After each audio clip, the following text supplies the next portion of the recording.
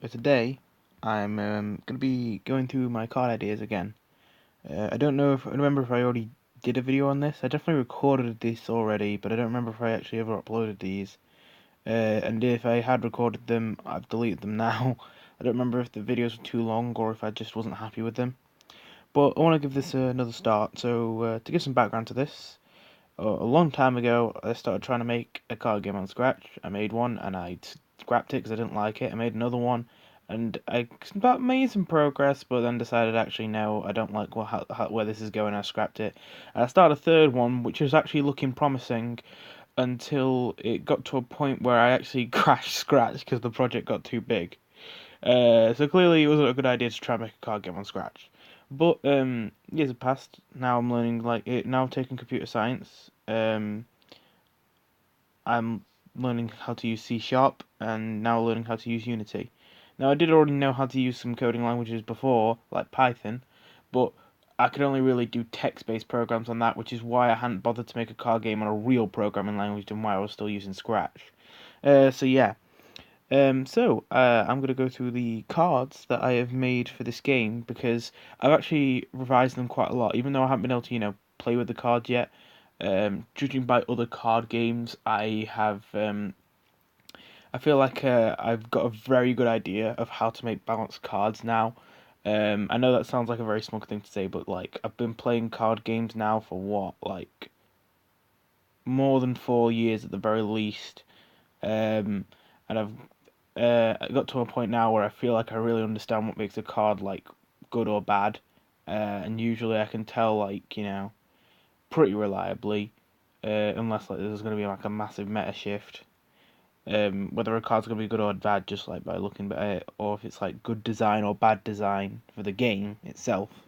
So yeah, if you're wondering why I haven't started yet, it's because there's a lot of things that I want to preface this with, which is this video. We're not actually going to get into the cards. I'm mainly just going to be saying what's going to be happening for the rest of these videos. Um, so basically, the card game's name is Legendary, and thingy.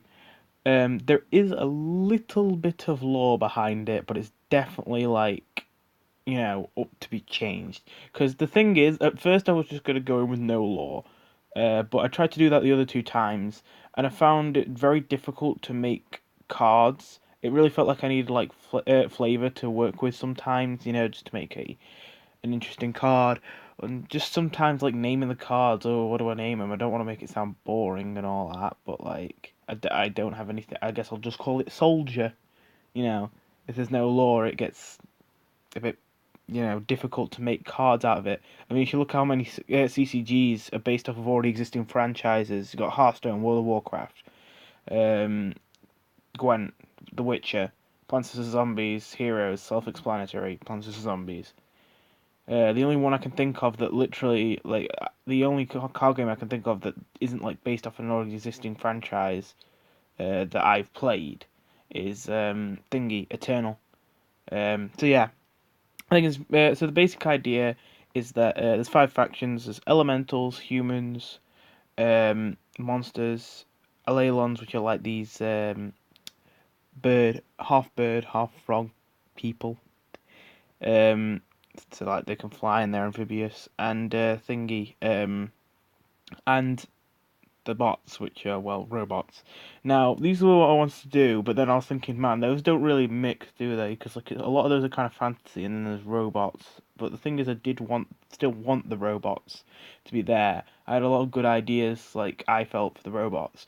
So kind of what I came up with in the end is the idea is this is like the setting for this like game is going to be a post-apocalyptic world. At this point, it's not like a dystopia anymore. Like the world's basically been like rebuilt in a sense. It's still a bit like early on. It's not like there's civilization everywhere, but like it's not like still nuclear fallout. But basically, yeah, nuclear war like almost ends the world. The last like bits of humanity survive in underground bunkers, and like now the radiation's cleared. Humans are like coming back up to the surface, and they're seeing that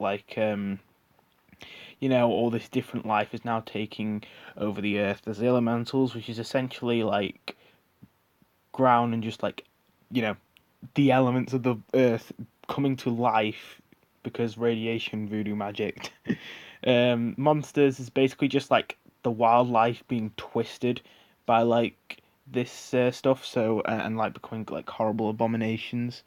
The aliens are examples of where in the radiation's actually had a positive effect instead, and it's actually the rare cases where it's actually made them adapt into something that isn't like an abomination, you know. Um, and the robots were left like mining underground while the like war was going on, and they're like made by the humans, and they formed their own civilization. Like in the like years they've been left alone. That's the kind of idea I had. Um, so yeah, that's the lore I was going to build this game off of.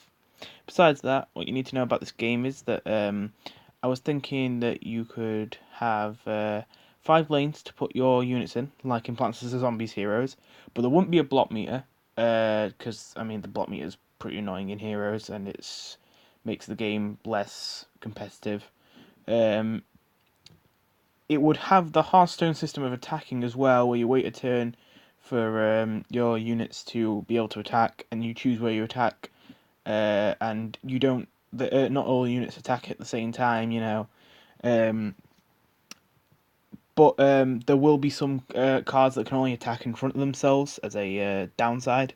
That will be like a keyword called mindless I plan to use. There'll be that. Um, the health of the heroes will be 30, 40, or 50. The higher health hero you pick, the worse their hero power is, and the heroes will have hero powers in this game. And obviously the lower health ones will have very strong hero powers.